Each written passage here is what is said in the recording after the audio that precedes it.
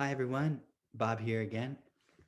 Welcome to our 13th lecture. And I am excited to be able to do this lecture with you today. Apologize that it's a day late and just grading and other things have slowed me down. But here we go. This is the third lecture on Conscientization. And this one is relating to the Anzaldua article, Now Let Us Shift. And I love that article, one of my favorites of all time. And so I do want to go deeper into that article and just really dig in. There's so much there, and expand some of the points with some artwork as well. So let's actually start off in the psychology literature and looking at what sort of a little bit more mainstream psychology research says. Is not super mainstream because it's about development of radical consciousness, but it's a little bit more mainstream in the approaches.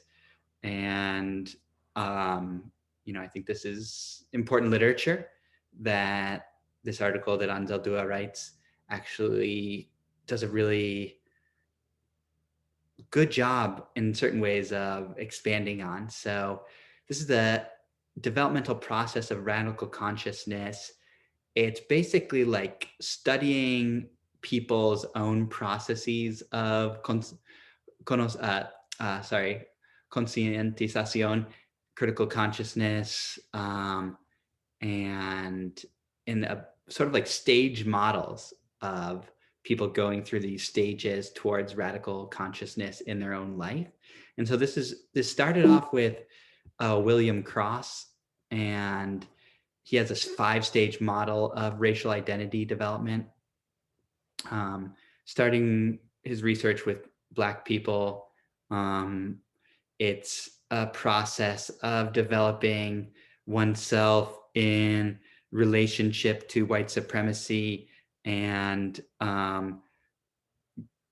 it's a process of engaging the world and the world being racist.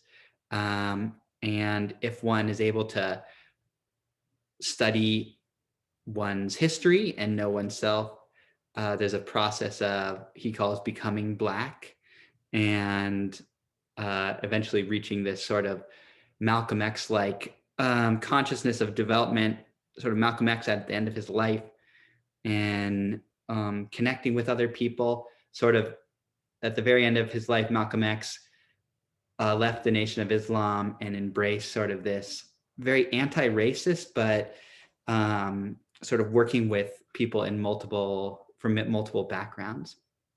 And then Janet Helms developed a similar model for white people around, when white people are confronted with their own privilege, they can go into the shame reaction, but if they can get out of that, they can develop an anti-racist path toward anti-racism in their own life. And I will say that it mirrors this Downing and Roche stage of feminist identity development. They're all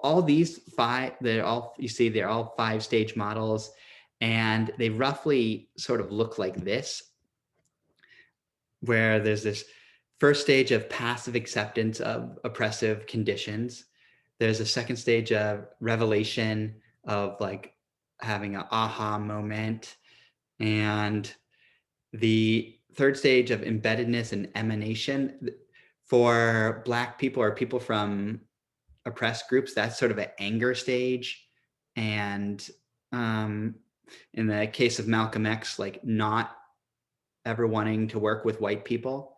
You see this, often in like people of color coming to consciousness in their 20s. It's very important to like not be working with white people. Counter spaces, it would be a good example. 4 is sort of synthesizing all this and starting to work in coalitions, to use the language of last lecture.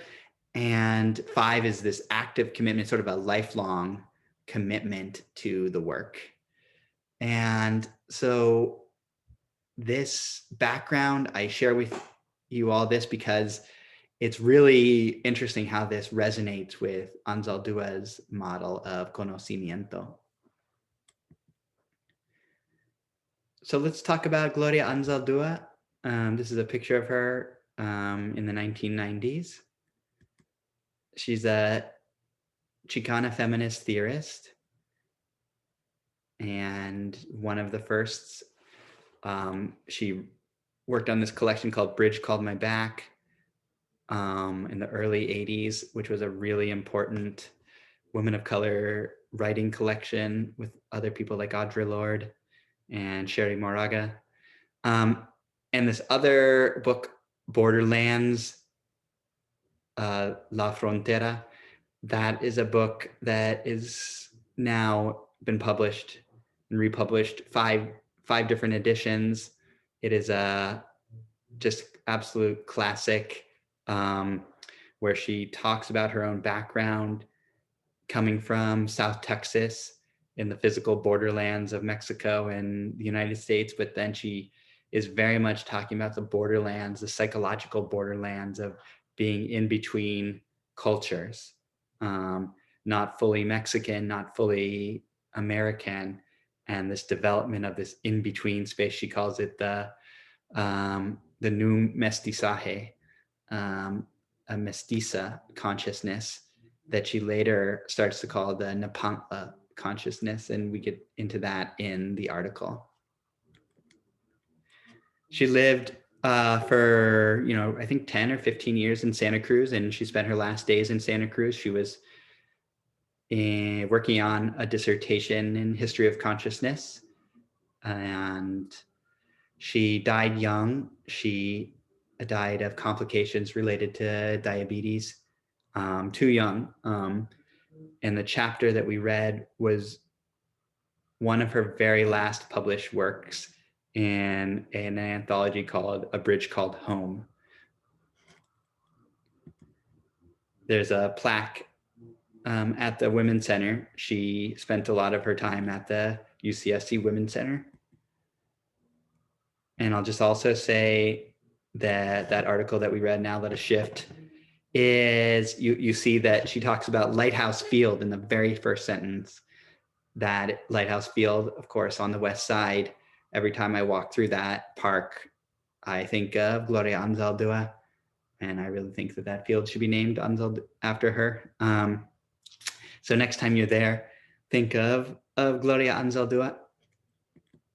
So she invented a new genre of writing called historia, which is this combination of genres that you see in this essay. It's a mashup of many genres where she talks about being able to write her own personal story, but it's connected to collective stories. In that way, it's very social biography, but it's beyond that because she's also bringing in poetry and fiction. There's fictive elements of it, and sort of like a magical realism elements to it. There's dreaming and reality, and she talks about the earthquake in Santa Cruz in 1989.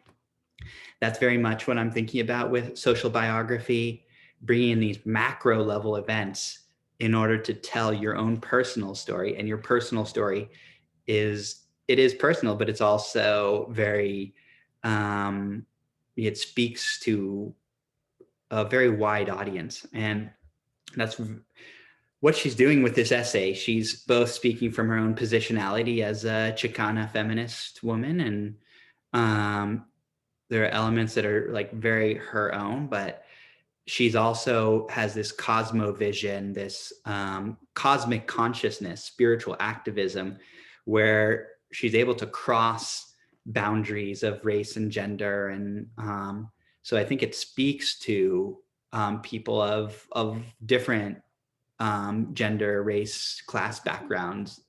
And it's for those people in those positionalities to sort of learn from Anzaldua what she's talking about here. And that's what we're going to be doing in this lecture. So she uses this word conocimiento, and she's using it as this very powerful word concept. The essay is the path of conocimiento. So this is the coming to knowledge, conocimiento meaning knowledge, or wisdom in a sense of like a critical knowledge. So for me, it's a type of conscientización. It's the way that Anzaldua talks about it. So for her, early on in this essay, she says many are witnessing a major cultural shift in their understanding, in their, sorry, that's a typo, of what knowledge consists of and how we come to know. A shift from the kinds of knowledge valued now and the kinds that will be desired in the 21st century.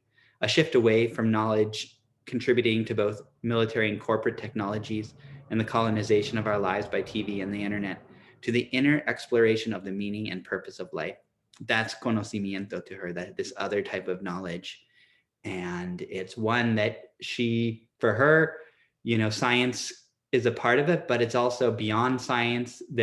She brings in other epistemologies, astrology, and ancient and indigenous knowledges that are outside the purview of science. Art and poetry are a type of this knowledge too. So what is this path? These are the 7 stages, and I'm going to go through them in this lecture. El arrebato, the rupture. Nepantla, torn between. Coatlicue stage, desconocimiento and the cost of knowing. The call, el compromiso. Putting Coyoshwaki together, new personal and collective stories. The blow up, a clash of realities and shifting realities, acting out the visions. And this is also called spiritual activism. So I'm going to walk us through these different stages or points in the path of coming to conocimiento. El arrebato, rupture, an ending, a beginning. And I have pictured here a mural to George Floyd in Minneapolis. George Floyd, who was murdered by police in June. This, for many, has been this rupture, an ending of this idea that we can just keep on living life as if we don't have to take on white supremacy. For some people, it was their first reckoning with, oh, I didn't know that this happened to people in society. For others, it is you know, even if people are on the path of conocimiento, moments like this are new beginnings, new ruptures, and they feel like earthquakes. And certainly in a societal way, this absolutely was an earthquake. You know, just as an aside, a lot of the,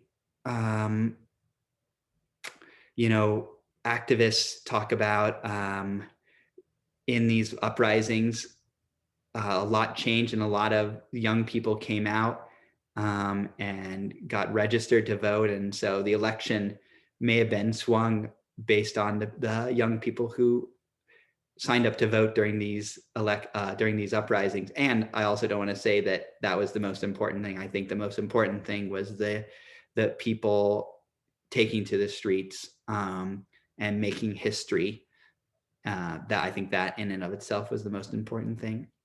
So yeah, there will be these moments in people's lives that they get shocked out of their everyday living. And Anzaldua puts it this way: when 2 or more opposing accounts, perspectives, or belief systems appear side by side or intertwined, a kind of double or multiple seeing results, forcing you into continuous dialectic encounters with these different stories, situations, and people. Trying to understand these convergencies compels you to critique your own perspective and assumptions. So here we're seeing, okay, there's this narrative, one account, is that there's some flaws to U.S. society, but in most accounts, it's pretty fair. The police do a good job. They're there to protect, and serve. And if people, you know, get violence from the police, that they deserve it. Then you have this other account where there's this videotape of George Floyd being killed by these officers. You put them together, and there's multiple scenes. It forces you into this dialectical encounter, meaning a cognitive dissonance. Oh, wait, this just world belief system that I had is thrown into relief. It's thrown into contradiction, and I have to relook at it. And so that is the rupture. And it's an ending of this sort of ignorance is bliss and a beginning of the path of conocimiento. The next stage, or you know, maybe phase is the right word. It's not really a stage model, but more like different aspects of the path. The next one is Nepantla, torn between ways.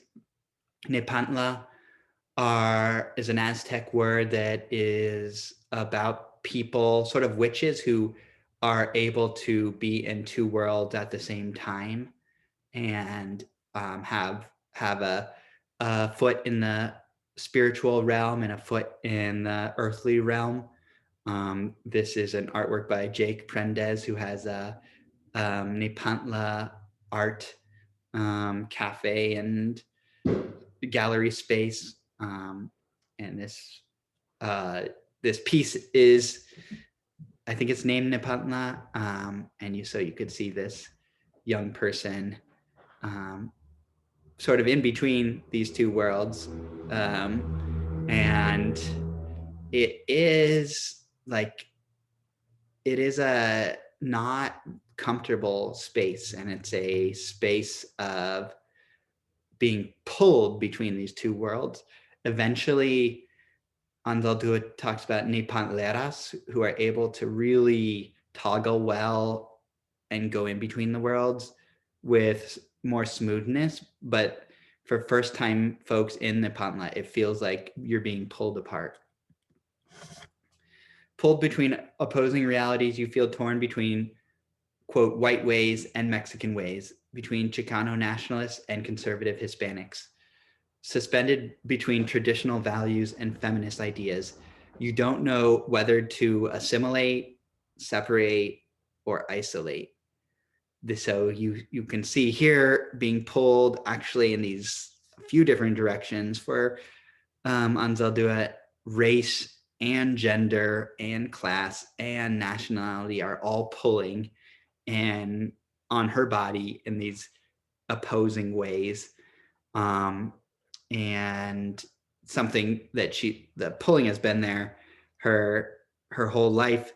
However, it's only after the rupture, the arrebato, that she can sort of see the angles of the pulling in new ways.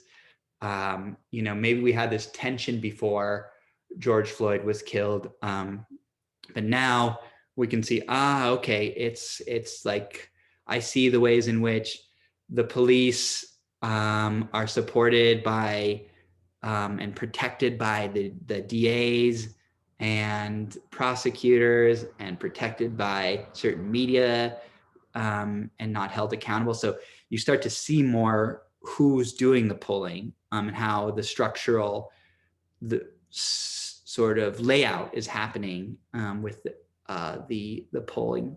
So it's a start, and it's deeply uncomfortable. This next phase is called the Cuatlicu stage, desconocimiento, and the costs of knowing. So once you are seeing this pull, actually I should stop on this artwork. It says Nuestra Madre Cuatlicu. This is an Aztec goddess who was part of the she got woven into the Guadalupe, the Virgen de Guadalupe, and she is the serpent goddess, and Anzaldua talks about that serpent third eye, which is a knowing third eye. And there's this sort of fierceness, a violence associated with her, and a darkness. So in this being pulled in Nepantla and the rupture, there is this deep despair, anger, sickness, the seeing of an innocent man being killed, the seeing of so many decades and centuries of racism. It leaves one in this real dark place.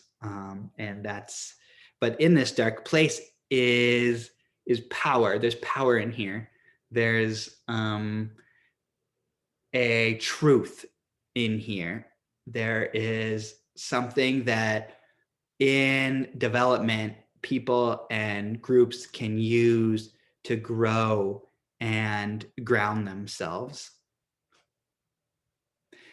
Basically, in this truth, and in here too is this recovery of memory and starting to see who one really is beyond the myths and the narratives of the dominant culture. That is also a part of Coatlicue.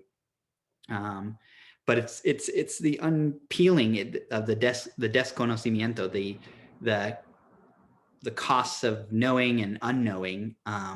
So the cost of knowing is you have to unravel this old stuff, and it comes with guilt and shame, and it comes with anger, and ignorance was bliss. Now there's a sense of like you can't not see this anymore. You start to see injustice all around you. You realize you've severed mind from body and reversed the dichotomy. In the beginning, you blamed the body for betraying you. Now you blame the mind. Affirming they're not separate, you begin to own the bits of yourself you've disowned. Take back the projections you've cast onto others and relinquish your victim identity. So all this stuff that maybe allowed the person to operate in this dominant culture. And what I should say here as well is this model is intersectional. So Anzaldua is dealing with the ways one is both privileged and oppressed at the same time. So you see this, the bits of yourself you've disowned. That's something that is likely to happen for someone who is oppressed. But the projections of yourself onto others, that's something that's typically done more by privileged groups. So is a really wonderfully intersectional model of growth. Another reason that it's so well appreciated. So yeah, I hope you see here in this first part is the mind is starting to see the world for what it really is, and there's anger, and there's body and mind are in conflict with one another, but they're starting to have some integration in this stage as well. So when one does emerge from this, there is what's called the call el compromiso, the crossing and conversion.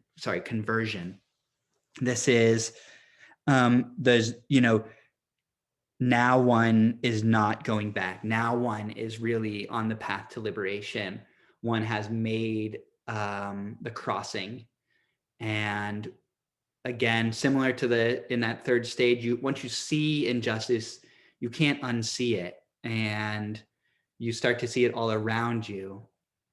And you're given this choice to go back to the lie of the previous life, or to commit yourself to this new life. I bring up this flyer. I bring up this flyer as a model of this. This is Mumia Abu Jamal, which I encourage you all to look up after this lecture. There's a press conference on Monday, and you can register there at linktr.ee Mumia, 9 a.m. Pacific time. Some great speakers, including Angela Davis, a critical moment in the fight to free Mumia, who's been in prison for 35 years. Mumia is a journalist and Black Panther, and he made the crossing and the conversion to speak truth to power as a journalist, and he was targeted by the Philadelphia police and the FBI, and he's been behind prison for it. And so this is a call. It's a once you go, there's no going back. Mumia has made that, and so it's up to all of us to get Mumia out of prison. That's our role on the outside, and this is one way that you can participate in this. And he's really an amazing intellectual activist. So your inner voice reveals your core passion, which will point to your sense of purpose, urging you to seek a vision, devise a plan. It prompts you to take responsibility for consciously creating your life and becoming a full functioning human being, a contributing member of all your communities, one worthy of self-respect and love. Holding these realizations in mind, you stand back at the brink and reconsider the crossing. Once crossed, it cannot be uncrossed. This is basically, I've described this already in a beautiful quote from the article. The next part, number 5, is putting Koyoshwalki together, new personal and collective, quote, stories. This, I have a flyer that says, take the mic, fictional stories of everyday resistance, of spoken word artists and slam poets. These type of artwork is a great example of these stories, these new personal and collective stories, the weaving together of stories that are empowering and full of resistance and that are both personal and collective. With the social biography, we kept on pushing you to write your story. It's your personal story, but how is it also collective? Who are your mentors? Who are the people that have gotten you here? And the groups that you're a part of, how does your story show oppression, privilege, and liberation? And some of the best stories out there that show this in society are these spoken word poets. The new stories explore aspects of reality, consciousness, hope, intention, prayer that traditional science has ignored, deeming these non-existent as they cannot be tested in a lab. In the new stories, postmodern science shifts in its orientation, no longer holding itself to what can be validated empirically by the 5 senses. It acknowledges non-physical reality, inner subjective experience, and spirit. The world, from the depths of the sea to the highest mountain, is alive, intelligent, and souled. So you see these stories that are deeply beyond the individual. This is the person as a very interconnected essence within the universe. And science itself has not been able to tell these stories very well at all. Science tells stories that are much more individualistic. And so I think Anzaldua is pointing us to a postmodern science, what we now maybe call a critical theory science, or decolonizing science, that we really haven't gotten there at all. Science is still very Western and positivist, but there could be a science that is both empirical in this different way that is, yes, it's lab science, but it's also interviews, participatory action research, activist science as well, that doesn't denigrate the collective and denigrate the spiritual, but integrates it together. The blow up, a clash of realities. This is the 6th one. I have an image here from the Women's March in 2017. And there are some white women with these pink, what were called pussy hats on. And there's a Black woman in the front saying, "Don't forget, white women voted for Trump." So this was a blow up in some sense. And eventually the Women's March, it sort of fell apart after 2 or 3 years because of the white feminism that was a part of it. And there was some great, more intersectional feminism that was a part of it as well. But, there were these pink hats were a great example of, they were both white supremacist in the sense of, that women's genitalia should look this way. And they were sort of ciscentric or transphobic, that a woman has to, have this type of genitalia. And those critiques were out there, but a lot of people, especially white women, didn't want to listen. And there wasn't a sort of analysis around race and whiteness that, got Trump elected in the first place. And unfortunately, it's still very much lack of analysis. So, the ideas like white feminism here, it's making this journey. There's a sense of growth, coming out of a patriarchal environment, but it's lack of analysis around race and actually in gender in certain ways leads it to a blow up, clash of realities. And then hopefully, for example, these women in this picture would go back to the drawing board and re-examine, be reflective and reflexive around their racism. You think you've made progress, gained a new awareness, found a new version of reality, created a workable story, fulfilled an obligation, and followed your own conscience. But when you cast to the world what you've created and put your ideals into action, the contradictions explode in your face. Very, very well shown by that picture there. Your story fails the reality test, the story of white feminism, or that these pink hats speak for everyone, or for all women, in quotes. But is the failure due to the flaws in your story based on the tenuous nature of relationship between you and the world? Or is it due to the all too human and therefore imperfect members of the community? Or maybe it's both, that people are imperfect, but it's also a part of the flaws of this story, the ways that privilege wrote this story. And, the hope then is that once the blow up happens, that there's a reckoning, there should be, taking those hats off, not wearing them anymore, an apology and a promoting of, women and gender non-binary people of color into leadership, and, white women, in this case, white cis women, doing more learning and supportive work rather than taking up the spotlight. Finally, shifting realities, acting out the vision and spiritual activism. Beautiful artistic work of Gloria Anzaldua there, which to me shows this spiritual activist in the background.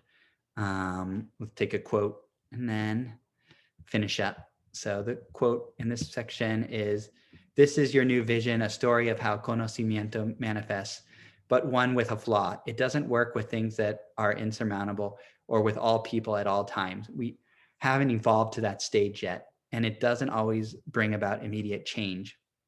So that's really important too, that